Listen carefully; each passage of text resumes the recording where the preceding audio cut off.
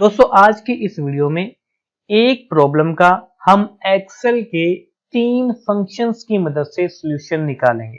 ठीक है, यहाँ पे देखिए प्रॉब्लम क्या है। नेम दिए गए हैं, उनका स्कोर दिया गया है।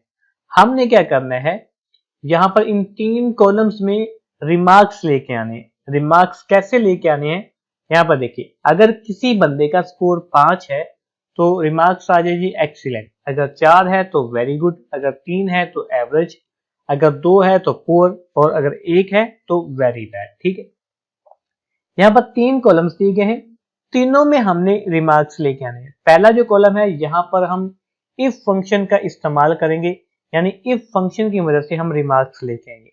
दूसरे कॉलम में स्विच फंक्शन का इस्तेमाल करेंगे और तीसरे कॉलम में हम चूज फंक्शन का इस्तेमाल करके रिमार्क्स लेके आएंगे। वीडियो के लास्ट पे आपने कमेंट करके ये बताना है कि आपको सबसे ज्यादा सबसे आसान कौन सा फंक्शन लगा। ठीक है, और एक रिक्वेस्ट ये है कि जिन्होंने अभी तक चैनल को सब्सक्राइब नहीं किया, काइंडली चैनल को सब्सक्राइब जरूर कर लें और साथ दिए गए बेल के आइकन को भी जरूर प्रेस कर लें ताकि मेरी नई आने वाली वीडियोस की नोटिफिकेशंस आपको बर वक्त मिल सके। तो दोस्तों बढ़ते हैं पहले फंक्शन की तरफ, इफ फंक्शन की तरफ। सबसे पहले हम इफ फंक्शन का इस्तेमाल करके यहाँ पर रिमार्क्स लेके आते हैं। तो मैं यहाँ पर अप्लाई करता हूँ इक्वल इफ फंक्शन लगाता हूँ। लॉजिकल टेस्ट में हम क्या करेंगे, इस सेल को सिलेक्ट कर लेंगे। ठीक है, पहला हम लॉजिकल टेस्ट ये देंगे कि अगर इस सेल में यानी D4 सेल में जो फिगर हो वो 5 हो तो रिजल्ट क्या है जी, रिजल्ट आ जाए जी एक्सीलेंट। ठीक है, एक्सीलेंट। ठीक हो गया। दूसरा कॉमा हम लगाएंगे जब वैल्यू इफ फॉल्स वाला आर्गुमेंट एक्टिव हो जाए, तो यहां पर हमने क्या करना है, इफ फंक्शन दोबारा लगाना है। ठीक है, लॉजिकल टेस्ट में हम फिर उसी सेल का एड्रेस देंगे यानी D4 का एड्रेस देंगे। ठीक है, और यहां पर हम लॉजिकल टेस्ट ये देंगे कि अगर इस सेल में वैल्यू हो 4 तो यहां पर आ जाएगी वेरी गुड। ठीक है, वेरी गुड।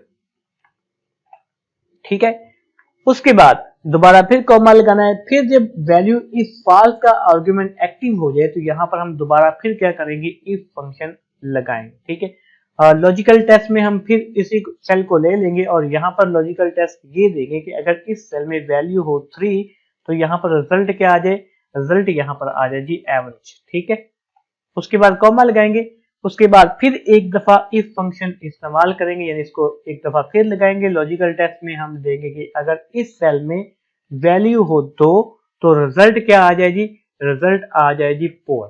ठीक है, और कॉमा लगाएंगे। वैल्यू इफ फॉल्स में हम लास्ट में हम क्या कर देंगे, इन्वर्टेड कॉमा के अंदर वेरी बैड लिख देंगे, वेरी बैड। ठीक है, ब्रैकेट बंद कर देंगे, जितनी ब्रैकेट्स हमने ओपन किए हैं उतनी ब्रैकेट्स बंद कर देंगे। ठीक है, और इंटर प्रेस कर देंगे। तो यहाँ पर क्या आ गया जी, रिमार्क्स आ गए पहले कॉलम के अंदर।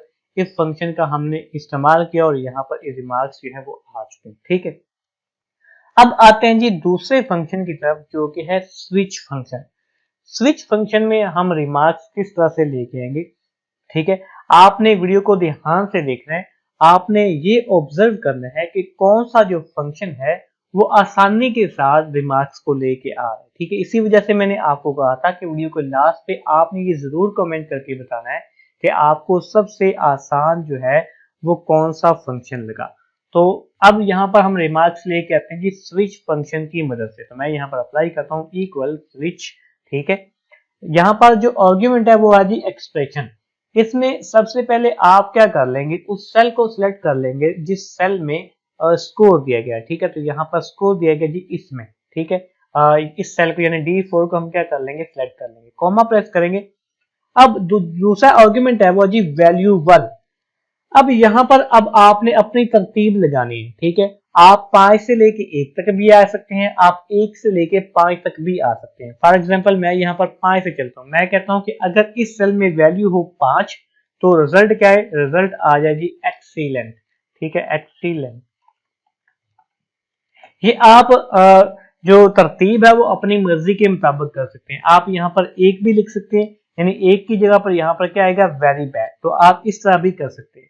उसके बाद कॉमा, वैल्यू 2, यहाँ पर मैं लिख दूंगा जी 4। या अगर इस सेल में वैल्यू हो 4 तो रिजल्ट क्या है, रिजल्ट आ जाए जी वेरी गुड। ठीक है, उसके बाद कॉमा, उसके बाद मैं अगर लिख लेता हूं कि अगर इस सेल में वैल्यू हो 3 तो रिजल्ट क्या है, रिजल्ट आ जाए जी एवरेज, ठीक है, कॉमा, फिर अगर इस सेल में वैल्यू यानी जो हमने सेल सेलेक्ट किया हुआ है D4, अगर उसमें वैल्यू 2 होती है तो रिजल्ट क्या है, रिजल्ट आ जाए जी पुअर, पुअर, ठीक है, कॉमा, और लास्ट पे अगर इस सेल में यानी D4 में अगर वैल्यू 1 हो तो यहां पर क्या आ जाए, यहां पर आ जाए जी वेरी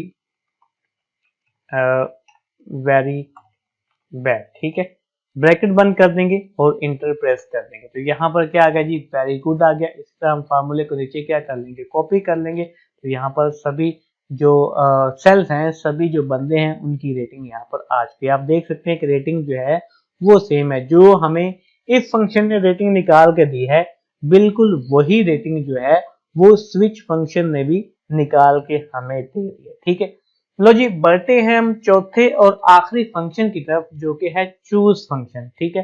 चूज फंक्शन की मदद से आप किस तरह से जो रिमार्क्स जो है वो लेके आएंगे, तो यहां पर मैं अप्लाई करता हूं जी चूज फंक्शन इक्वल चूज, ठीक है, चूज, यहां पर आ गया जी इंडेक्स नंबर, ठीक है, इंडेक्स नंबर, इंडेक्स नंबर में आपने उसी सेल को सिलेक्ट कर लेना है जिस सेल में आपका स्कोर दिया गया है। तो मैं यहां पर सिलेक्ट कर लेता हूं जी D4, ठीक है, ये D4 आ गया, कॉमा।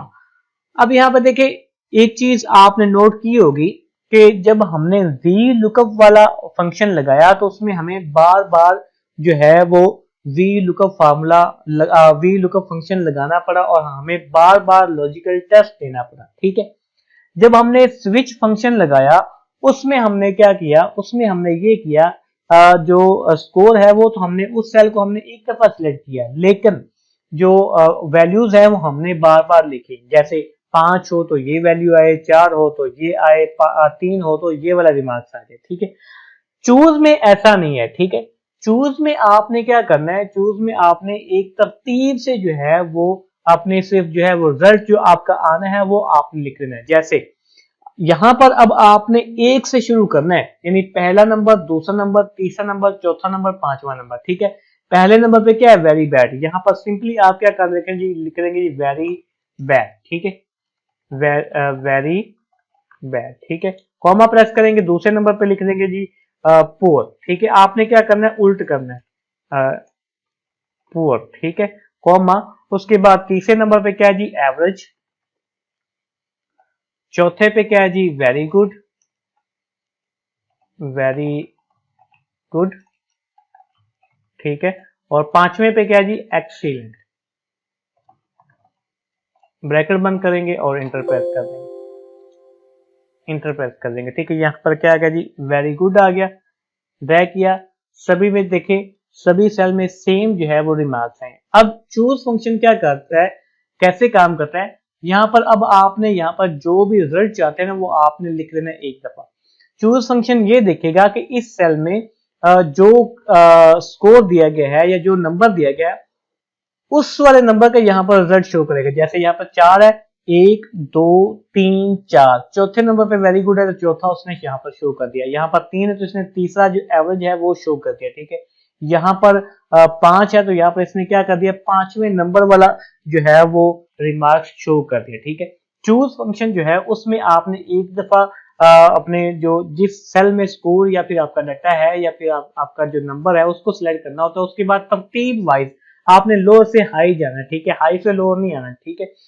इफ और स्विच में आप दोनों कर सकते हैं, आप लोअर से हाई जा सकते हैं या फिर हाई से लोअर आ सकते हैं, ठीक है। लेकिन यहाँ पर आपने क्या करना है, लोअर से हाई जाना है, यानी जो आपके सबसे लोअर कमेंट है उसको आपने सबसे पहले लिखना है और जो सबसे हाई कमेंट है यानी बेहतर कमेंट है उसको आपने लास्ट पे लिखना है, ठीक है।